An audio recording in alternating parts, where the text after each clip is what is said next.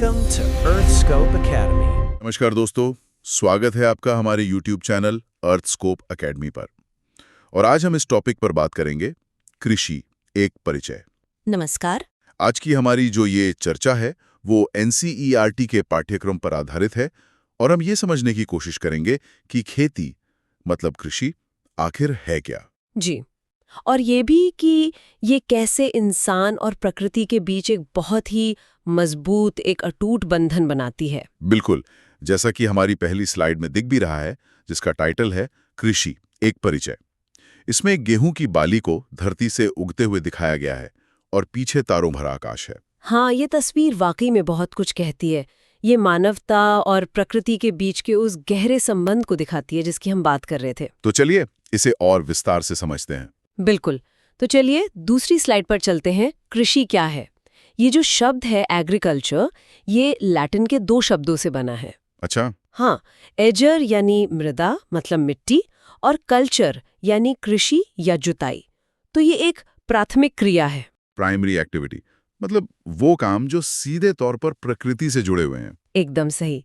इसमें फसलें, फल, सब्जियां उगाना और साथ ही पशुधन का पालन, ये सब कुछ शामिल है। इस स्लाइड में पृथ्वी का एक चित्र भी है जिस पर हरे रंग से कुछ हिस्से दिखाए गए हैं। मेरे ख्याल से ये कृषि क्षेत्र है और इसमें कुछ जरूरी तथ्य भी लिखे हैं। हाँ, और ये तथ्य बहुत जरूरी है।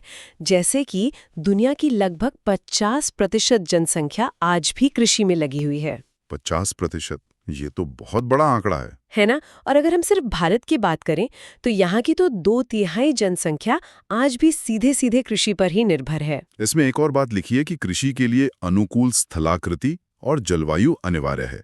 इसका मतलब तो ये हुआ कि हर जगह खेती नहीं की जा सकती। बिल्कुल नहीं की जा सकती। जमीन का समतल होना, मिट्टी का उपजाऊ होना, पानी की सही व्यवस्था और सबसे जरूरी सही मौसम, ये सब जब मिलता है तभी सफल कृषि हो पाती है। तो अब अगर हम कृषि को एक काम की तरह न देखकर एक पूरे सिस्टम की तरह देखें तो वो कैसा दिखेगा? बहुत अच्छा सवाल है। हमारी अगली स्लाइड इसी बारे में है।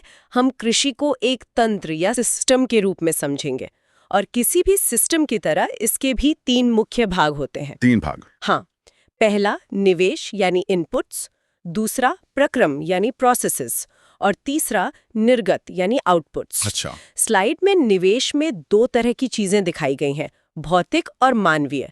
क्या आप इन्हें थोड़ा समझा सकते हैं? जरूर। देखिए, भौतिक निवेश वो है जो हमें सीधे प्रकृति से मिलते हैं, जैसे सूरज की रोशनी, बारिश, मिट्टी की क्वालिटी, तापमान। मतलब जिन पर हमारा ज्यादा कंट्रोल नहीं होता। सही कहा।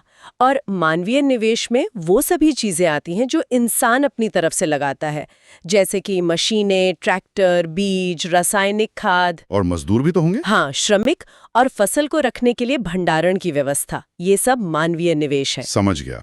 और प्रक्रम का मतलब हुआ वो सारे काम जो खेती के दौरान किए जाते हैं, जैसे जुताई, बुआई, छिड़काव। बिल्कुल।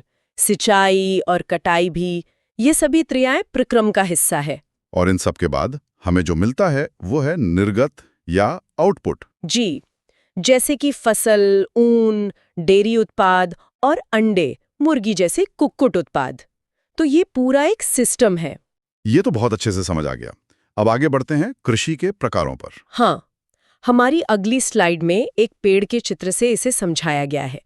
कृषि को मोटे तौर पर 2 मुख्य भागों में बांटा गया है। निर्वाह कृषि और वाणिज्यिक कृषि। बिल्कुल, सबसिस्टेंस फार्मिंग और कमर्शियल फार्मिंग। चित्र में भी दोनों में बहुत बड़ा फर्क दिख रहा है। एक तरफ निर्वाह कृषि में एक पारंपरिक गांव का सीन है जहां किसान बैलों से खेत जोत रहे हैं, और दूसरी तरफ वाणिज्यिक कृषि में बड़े बड़े खेत हैं और आधुनिक मशीनें जैसे ट्रैक्टर और हार्वेस्टर दिख रहे हैं। ये जो अंतर आपको दिख रहा है, यही असल में इनकी परिभाषा है। निर्वाह कृषि किसान अपने परिवार की जरूरतें पूरी करने के लिए करता है। अच्छा, मतलब उसका मकसद बेचना नहीं बल्कि खुद का गुजारा करना है। हाँ, इसमें पारंपरिक तकनीक और कम उत्पादन होता है। वहीं वाणिज्यिक कृषि का एक ही उद्देश्य है, बाजार में बेचने के लिए उत्पादन करना। तो जाहिर है इसमें जमीन भी ज्यादा चाहिए, पैसा भी ज्यादा लगेगा और मशीनें तो लगेंगी ही। बिल्कुल। अब अगर हम निर्वाह कृषि को और गहराई से देखें तो हमारी अगली स्लाइड बताती है कि इसके भी 2 रूप होते हैं। अच्छा, इसके भी प्रकार हैं? हाँ, पहला है गहन निर्वाह कृषि यानी इंटेंसिव सबसिस्टेंस फार्मिंग, और दूसरा है आदिम निर्वाह कृषि यानी प्रिमिटिव सब्सिस्टेंस फार्मिंग। गहन निर्वाह कृषि नाम से लग रहा है कि इसमें मेहनत बहुत ज्यादा होती होगी। बहुत ज्यादा। इसमें किसान एक छोटे से भूखंड पर मतलब जमीन के छोटे टुकड़े पर साधारण औजारों और बहुत अधिक श्रम से खेती करता है। इसका कोई उदाहरण? इसका सबसे अच्छा उदाहरण है चावल की खेती, जो घनी जनसंख्या वाले मॉनसून क्षेत्रों में होती है, जैसे दक्षिण पूर्व एशिया में। और आदिम निर्वाह कृषि क्या है? ये तो नाम से ही काफी पुरानी लग रही है। है भी। इसमें 2 मुख्य प्रकार शामिल हैं। पहला है स्थानांतरित कृषि, जिसे कर्तन एवं दहन या स्लैश एंड बर्न भी कहते हैं। ओह, इसके बारे में मैंने सुना है। इसमें जंगल के एक हिस्से को साफ करके पेड़ों को जलाकर खेती की जाती है। बिल्कुल। पेड़ों की राख मिट्टी में मिलकर खाद का काम करती है। लेकिन कुछ साल बाद जब मिट्टी की उर्वरता खत्म हो जाती है तो किसान उस जगह को छोड़कर कहीं और चला जाता है। हाँ, भारत के पूर्वोत्तर में इसे झूमिंग या झूम खेती कहते हैं। और दूसरा प्रकार? दूसरा है चलवासी पशुचारण यानी नोमैडिक हर्डिंग। इसमें पशुचारक अपने पशुओं जैसे भेड़, ऊंट, याक के साथ चारे और पानी की तलाश में एक जगह से दूसरी जगह घूमते रहते हैं। ये तो सहारा और राजस्थान जैसे रेगिस्तानी इलाकों में ज्यादा होता होगा। एकदम सही। अब आते हैं वाणिज्यिक कृषि के रूपों पर। ठीक है। इसके 3 मुख्य प्रकार हैं। पहला, वाणिज्यिक अनाज कृषि। इसमें गेहूं और मक्का जैसी फसलें सैकड़ों हेक्टेयर के बड़े बड़े फार्मों में उगाई जाती हैं। जैसे हमने उस तस्वीर में देखा था। हाँ उत्तरी अमेरिका और यूरोप में। जी। दूसरा है मिश्रित कृषि यानी मिक्स्ड फार्मिंग। इसका क्या मतलब हो सकता है? मिश्रित मतलब इसमें कई चीजें एक साथ होती होंगी, शायद फसलें भी और पशुपालन भी। क्या बात है, बिल्कुल सही पकड़ा। इसमें भोजन और चारे की फसलें उगाने के साथ साथ पशुपालन भी किया जाता है। ये यूरोप और यूएसए में काफी प्रचलित है। और तीसरा प्रकार है रोपण कृषि, प्लांटेशंस। हाँ, ये एक तरह की वाणिज्यिक खेती ही है, जहाँ किसी एक ही फसल को बहुत बड़े पैमाने पर उगाया जाता है, जैसे चाय, कॉफी, काजू, केला या कपास। इसके लिए तो बहुत पैसा और एक अच्छा ट्रांसपोर्ट नेटवर्क भी चाहिए होगा। ये बिल्कुल, बड़ी पूंजी और मजबूत परिवहन नेटवर्क इसके लिए बहुत जरूरी हैं, जैसे भारत में चाय के बागान और ब्राजील में कॉफी के। ये तो बहुत दिलचस्प है कि खेती के कितने अलग-अलग रूप हैं दुनिया में। जी। अब अगली कुछ स्लाइड्स में कुछ मुख्य फसलों के बारे में जानकारी दी गई है। सबसे पहले चावल और गेहूं है। दुनिया की 2 सबसे जरूरी खाद्य फसलें। हाँ, चावल जो है वो उष्णकटिबंधीय और उपोष्णकटिबंधीय क्षेत्रों का मुख्य भोजन है।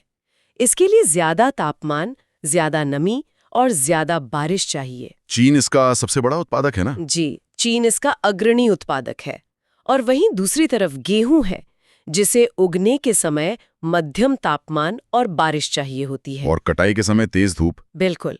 इसके मुख्य उत्पादक है यूएसए, कनाडा, भारत और रूस। इसके बाद मोटे अनाज यानी मिलेट्स और मक्का की बात की गई है। हाँ, मोटे अनाज जैसे ज्वार, बाजरा, रागी।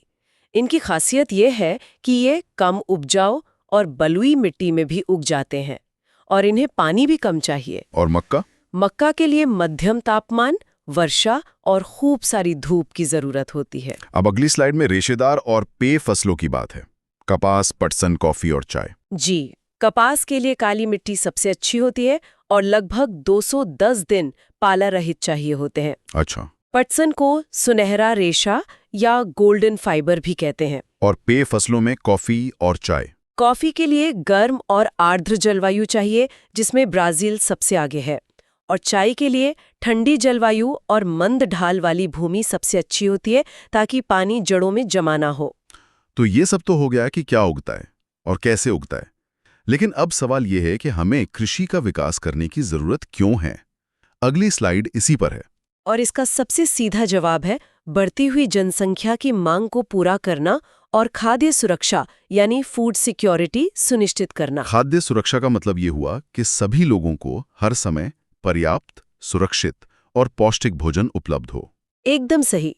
और इसे हासिल करने के लिए कई तरीके अपनाए गए हैं, जैसे बोया गया क्षेत्र बढ़ाना, सिंचाई की सुविधाओं में सुधार करना, उर्वरकों और उच्च उपज वाले बीजों मतलब HYV सीड्स का इस्तेमाल करना, और कृषि का मशीनीकरण, ये सब कृषि विकास का हिस्सा है। अगली स्लाइड में संयुक्त राज्य अमेरिका के एक फार्म का केस स्टडी दिया गया है। ये तो कमाल का है। यहाँ किसान एक व्यवसायी की तरह काम करता है। हाँ, उसके पास 250 से 300 हेक्टेयर का फार्म होता है। और वो खेती में सैटेलाइट और कंप्यूटर जैसी तकनीक का इस्तेमाल करता है। जी, ये कृषि में तकनीकी प्रगति का एक बेहतरीन उदाहरण है। मशीनीकरण, सटीक खेती जिसमें ड्रोन और सैटेलाइट का उपयोग होता है, और उन्नत बीज, ये सब कृषि उत्पादन को कई गुना बढ़ाने में मदद करते हैं। सर, इतनी तकनीक और इतने रसायनों के उपयोग के बीच अगली स्लाइड सतत कृषि और जैविक खेती यानी ऑर्गेनिक फार्मिंग की बात करती है। ये एक अलग ही दिशा है। और ये बहुत ही महत्वपूर्ण दिशा है। जैविक खेती एक ऐसी विधि है जिसमें सिंथेटिक रसायनों का प्रयोग बिल्कुल नहीं होता। मतलब रासायनिक खादों की जगह जैविक खाद का इस्तेमाल होता है, जैसे गोबर की खाद। हाँ, जैविक खाद और प्राकृतिक कीटनाशकों का उपयोग किया जाता है। इसमें फसल का उत्पादन बढ़ाने के लिए कोई आनुवांशिक रूपांतरण मतलब जेनेटिक मॉडिफिकेशन भी नहीं किया जाता। तो ये पर्यावरण के लिए ज्यादा बेहतर है। बहुत बेहतर है। तो सर, अब हम अपनी अंतिम स्लाइड निष्कर्ष पर आते हैं। जी। इसमें एक तरफ पारंपरिक सीढ़ीदार खेत हैं और दूसरी तरफ पवन चक्कियों के साथ आधुनिक खेत। ये तस्वीर बहुत कुछ कहती है। ये निष्कर्ष बिल्कुल सटीक है। देखिए, कृषि हमारी अर्थव्यवस्था की रीढ़ है और खाद्य सुरक्षा का आधार भी है। भविष्य में बढ़ती जनसंख्या की जरूरतें पूरी करने के लिए हमें आधुनिक तकनीक और पारंपरिक ज्ञान, इन दोनों के बीच एक संतुलन बनाने की जरूरत होगी। ये बहुत ही ज्ञानवर्धक चर्चा थी सर। आपका बहुत बहुत धन्यवाद। धन्यवाद। और श्रोताओं के लिए एक विचार छोड़ते हुए जाना चाहूंगी। आज हमने अमेरिका के एक फार्म का उदाहरण देखा जहां किसान एक व्यवसायी है। सोचे, भारत जैसे देश में जहां किसानों के पास बहुत छोटी छोटी जमीनें होती हैं, ये मॉडल कितना प्रासंगिक है। ये सोचने वाली बात है। और इसे अपनाने के सामाजिक और आर्थिक परिणाम क्या हो सकते हैं, इस पर विचार जरूर कीजिएगा। नमस्कार।